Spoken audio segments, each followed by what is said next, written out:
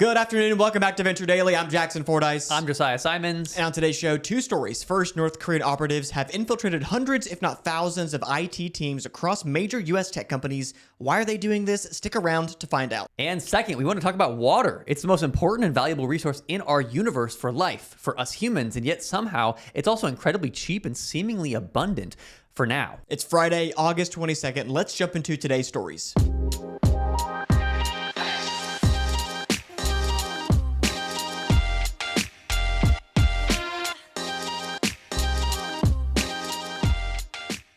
North Korea has built a vast underground IT labor force that has secretly infiltrated U.S. and global companies through fraudulent job applications. Experts say nearly every Fortune 500 company has unknowingly hired a North Korean IT worker despite efforts to prevent it. These operatives use stolen identities, fake documents, and accomplices in China and the U.S. to secure remote jobs. Let's dig in that a little deeper. They steal identities, sometimes from real people, other times from deceased U.S. citizens, and back them up with fake documents like driver's licenses, social security cards, and utility bills. In one indictment, 14 operatives were caught using these falsified identities with many ID photos taken against the same recognizable tablecloth visible in the background to apply for dozens of jobs. Once inside, they not only earn salaries funneled back to Pyongyang, but also steal intellectual property and sensitive data. The scheme is so sophisticated it resembles a multinational corporation involving elite training programs, front companies, and coordination with North Korean hacking units. Even skilled employers often miss the signs, since many of the workers are talented professionals who only reveal their motives later. And once these workers infiltrate, they often stay undercover by being really good workers. Google Threat Intelligence VP Sandra Joyce recalled the response of one employer who had been told they likely had a North Korean fraudster on staff. "You guys better be right because that is my best guy." The best guy, so they don't want to lose their best guy. So laptop farms are also being discovered where U.S. accomplices set up and ship company laptops to operatives abroad, enabling them to appear as domestic employees. In July of this year, the FBI raided 21 locations across 14 states suspected of operating laptop farms and seized 137 laptops. So they have these all set up and then they're working remote from North Korea on all of these different laptops. Wow. Yeah. That's pretty cool. Pretty smart. Companies face major risks if exposed, including data theft, extortion, and potential sanctions violations, which makes many of them reluctant to report incidents. It's a big reason why we probably haven't heard much about this huge problem yet. Security officials warn the operation is evolving, with North Korean groups exploring AI and defense-related technologies while expanding their laptop farm reach into Europe. The operation so far has mostly been about making money to send home to North Korea, but it could quickly become a much bigger cybersecurity threat. Think AI tech secrets, drone manufacturing, and defense contracts. Yeah, and for more on this story, I called someone who we miss a ton, Jeff Becker. I miss you guys too. Appreciate that, Jackson. I'm Jeff Becker. I'm a general partner at Antler and excited to be on the show again. For my first question for Jeff, if North Korean operatives are already using AI to automate job applications, conduct interviews, and even juggle multiple developer identities, how far are we from them training large language models on stolen U.S. corporate data? It's a big question. I don't know what they've taken and if the folks they found are legitimately undercover operatives. It's an interesting story. I think it does highlight the importance of companies protecting their assets from the employee base. So training your employees on, what new phishing and smishing looks like, really detecting how they're using their computers. So whether that's bots using it or, any other of this new kind of fancy version of tricking your boss into thinking you're working. I think we're going to see a lot of rise in employee oversight, frankly, and in cybersecurity. Companies like Dune Security, for example, training end users on the latest and craziest will start to be more and more important as time goes on. I just had this thought that if you work for a Fortune 500 company, you're watching this video right now or listening to it, you're almost 100% one of your coworkers is a North Korean spy, basically. Yeah, it's like Simon, my IT colleague. That's the guys like Jeff Epstein, the New York financier. It's that meme, but it's my North Korean IT operative. Yeah, exactly. So it's just funny that this is almost for sure happening at the companies. I mean, we have 2 employees here at Demo Day. Yeah. odds are one of us. But we're not a Fortune 500 just yet. Yes. So we're probably But safe. once we get there and we hire somebody, they are almost the for sure third going to be person North will Korean. be, if not one of us. For my next question for Jeff, how should we rethink remote hiring and the AI co-pilot era when a developer working on your infrastructure could also be training Pyongyang's next-gen cyber weapons? Yeah, I think there's a few ways to look at this. One, like far better reference checks. I went to sea. Never done that before. Yeah, I think there's a few ways to look at this. One, like far better reference checks, far better underwriting of who the people are, or using firms like Invisible Technologies who are vetting the way they're offshoring and the way they're enabling people to use artificial intelligence. So I think you will have a rise of a company like Invisible that may go after the likes of McKinsey, in terms of consulting resources and offshoring, and bringing kind of humans in the loop with AI in a more efficient way. I also think you're going to have companies investing in the technology to fend off, bad hiring and bad employee practices. I don't think remote hiring is going anywhere, so we'll have to find solutions for those people to persist in the enterprise. Bad hiring is an understatement for a North Korean infiltrating your company. Spy. Yeah, another part of it didn't work out. What happened? They were a North Korean spy.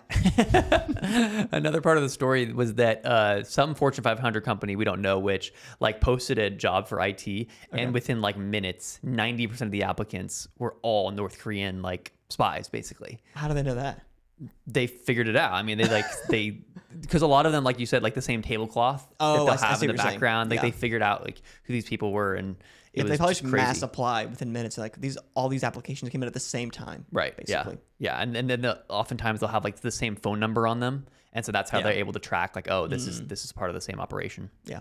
My final question for Jeff: if 90% of applicants to high-paying dev jobs are North Korean, and most firms don't even realize it, what does that say about the role AI will play in future cyber warfare and labor manipulation? It's clearly coming. I think, it used to be, nuclear was something we were worried about. I think now it's really information. Imagine quantum computers attacking cryptography, right? We're going to be in a situation where the nation states with the greatest minds and the greatest researchers and the greatest technologies will continue to be the greatest threats to one another. And I think that, unfortunately, the cat's already out of the bag. So there's no slowing down. If we put regulation in place, if we slow ourselves down, other nations will move fast. I'm sure this is a great topic for Bradley Tusk, by the way. I know you've had him on the podcast before. I hope he's my counterpart on this. I would want to go head to head with him. But yeah, I mean, look, we're in the race, and so we've got to run faster and we've got to be stronger. And I think that just begs the questions how do we train people? How do we invest in education? How do we make sure that we are at the cutting edge of all of these frontiers? And it'd be great if we put some regulation in place too, but I think that's going to be a slower thing than we all need it to be. We should got Bradley on the show for that. I know, yeah. He's talking about regulation, putting it in place. I mean, yes, I think that would be great if possible, but I think it's just really hard to figure out who is actually a North Korean agent and who is not. You just don't know until you're basically in it, unless you have some sort of technology that's really good at vetting. Yeah, a foreign their whole application. operation is so streamlined. They do. Yeah. I mean, we didn't go into all the details, but basically, they have. I think I mentioned that they'll get addresses, so they'll get mail.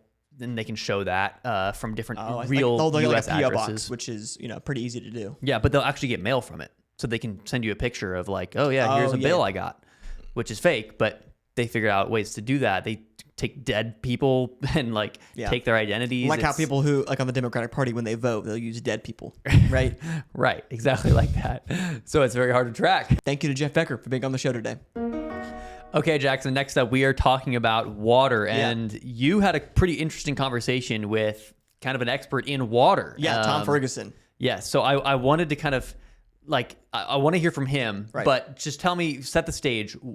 Water is maybe the next climate crisis for the United States, for many countries in the world. We talk about droughts happening all the time. We talk about how the infrastructure here in the U.S. is extremely old. We've talked to Augustus Dorico of Rainmaker, of what they're doing to try to bring more water to the United States and to the world through drones that are doing cloud seeding. Yeah. It's all kinds of stuff with water. So why do we have this conversation today? Well, I think, like you mentioned, we talk so much about technology and how much water we need to run like an AI data center, right? Right. And we're only talking to ourselves and maybe some sort of VC that comes onto the show. So Sure. I'd like to bring on someone who is an expert in investing in the future of water and how water can impact our country and the rest of the world. And so Yeah. we brought on Tom Ferguson to ask some questions around, like, one of my big ones that I asked in the show today is like, how will Stargate actually work in the middle of nowhere, Texas, Abilene, Texas, where there's no natural bodies of water. Sure. There's no ocean nearby. So Yeah. I'm curious from him, like, how are we going to manage and power those kinds of projects, not only in Texas, but like in the UAE and Saudi Arabia, places like that. Millions of gallons of water. Billions of gallons of Billions water, of maybe in the gallons. future. Yeah, so I'm excited to see what his answers were on these kind of questions. All right, so here's Tom Ferguson. Jackson, thanks so much for having me.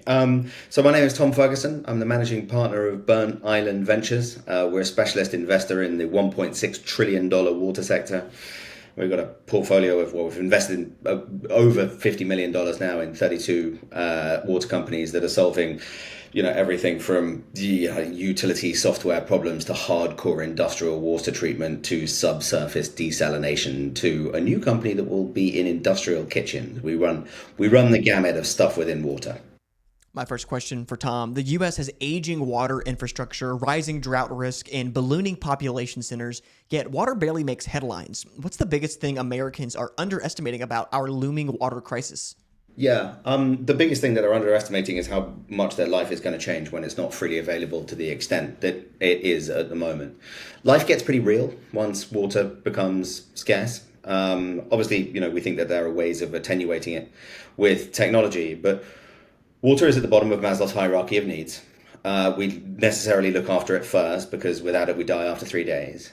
But the really weird thing is that it's such a spectacular result of extraordinary engineering kind of interventions over decades, centuries, millennia, that most people in the US have the privilege of not having to think about it. Most people in the US have no idea what their water bill is. So once it gets scarce, things get pretty real because it's not transferable. It's not like you can it's not like an electron. You can't get it from multiple different sources. It's either there or it isn't. So of the biggest thing that they underestimate is how much their life would change if it's not around. But it is getting more unignorable. We're going to be publishing a piece in the next couple of days. We're going to accelerate it now that you've asked this question. We really do think that the focus on water as a result of the impacts of climate change is both accelerating and irreversible. This is a multi-decade project over which we have no choice. Yeah. I can't imagine a world or a country that we live in where we don't have water just our abundant. life, right? Yeah. Because it's all we've ever known. And yet throughout all of human history, like until this very small period of time that's been the last 100 years or so, I don't know, maybe 200 years, probably not even that, like no one has had instant and immediate access to abundant, clean water. Yeah, until hot water now. whenever we want it, cold water. We get upset when our showers don't get as hot as they want to within a certain amount of time. Right. And I mean, maybe that's reasonable to get upset because it's like, it does suck. But Right. for the most of the world, That's what even I'm saying. today, that's Yeah. not the case. You don't have hot For most water of history, running. Yeah, for all of history Yeah. and for most of the world today, you still do not have hot water. You don't have plumbing in your home. I went to Albania on a mission trip like a couple years ago, and you had a bucket that you filled up at the local stream or whatever, or you could fill it up in the sink, and you just dump that over your head for a shower. There was no shower, there was no hot water, and the water was dangerous to drink. So you also like really couldn't use it for brushing your teeth. You'd have to get water from the local, what's that thing called? Like a well? It wasn't a well. It was like a natural spring. Okay. But it would flow with like clean water. You have to go down, get all the water into a bunch of different 2-liter bottles, and then you'd use that to drink. You'd use that for toothbrush. You'd use that for washing your face or whatever it is. And so that's in Albania. That's a European country. It's not as if this is some third world country. So water is something that we just take for granted in probably the biggest way. I don't know if there's anything else in life that we take for granted more than clean, immediate, abundant water. So something, not that we're like trying to fearmonger here and be like, No. oh, the crisis is coming. Well, I think that's been a conversation for a while now. Like, what's the end of The Big Short, right? Michael Burry, most of his stocks now, or like I think in the end of the movie it said that he has most of his portfolio in water, because that was like an abundance issue in his mind of like, I can see our water crisis beginning sometime in the near future. Right. And the moment it hits, we are going to ask a million questions of how do we not see this coming? How, what are we supposed to do? It's kind of a terrifying thought, but Yeah, I wonder what that means when it hits. Like, what does that look like? well, a drought that we just don't have enough water to like.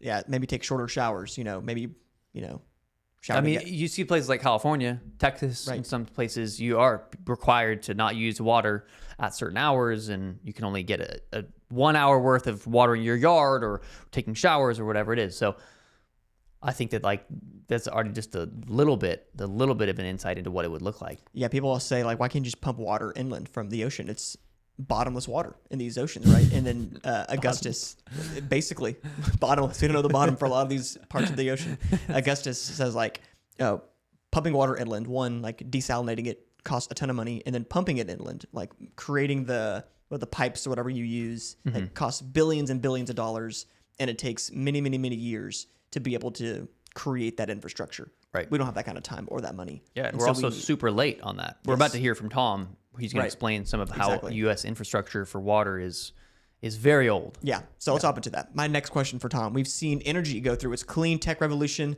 Is water next? And where do you see the biggest white space for investment? Is it infrastructure, conservation, reuse, desalination, or something else entirely? Yeah, well, we hope so. I mean, the history of water is incremental. In that, if there was really going to be a turning point, it would probably have happened after Flint, Michigan, which amazingly was in 2014. And still has actually not yet been solved. Or Jackson, Missouri, or the floods in Valencia. We'll see what happens with the Texas floods, which was obviously quite close to where you are. But what we are now seeing is definitely a critical mass of attention being put onto it. But really, we think the inflection point is coming because of the confluence of a variety of different things. Firstly, things are breaking. If you look at the US's infrastructure, the infrastructure report card that came out last year, it got frankly, a very charitable C-, I believe, overall, but actually it's a lot of Ds. It's the kind of report card where you would ground your kid for a year if they brought it back. Literally, America's infrastructure is aged out. That sounds like an insane exaggeration, but it's not. It was built for a useful life of anywhere between 40 and 50 years, and whether you're talking about drinking water, wastewater infrastructure, dams, levees, whatever it might be, in general, according to those categories, they have now reached the life for which they were designed. And so the job in front of us is literally the replacement of the US's water infrastructure, which is just as big as it sounds. Wow. Yeah, I think of when he said levees, like the levee breaking in New Orleans for Hurricane Katrina. I wonder if, that could happen again in the near future for a city like Houston or Galveston or something on the Gulf Coast where it's like Hurricane Central and we're about to... It's almost bound to happen. Right, exactly. That will be, we need a wake up moment of like, okay, this is all really old stuff. It needs to be replaced. It sucks because everyone's like, why would we spend a bunch of money replacing something we already have? And no one really wants to be behind, like the politician who has to. It's like, I just like, I don't want to, go a campaign on like, this is going to be $1 billion project to get to new fix levees. something. Yeah, to fix the levees. Right. Like not to actually build something new. That's not exciting. It's like, I can wait 2 years.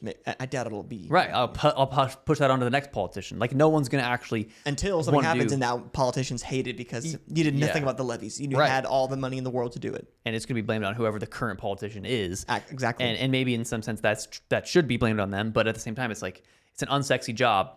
No one really wants to do it.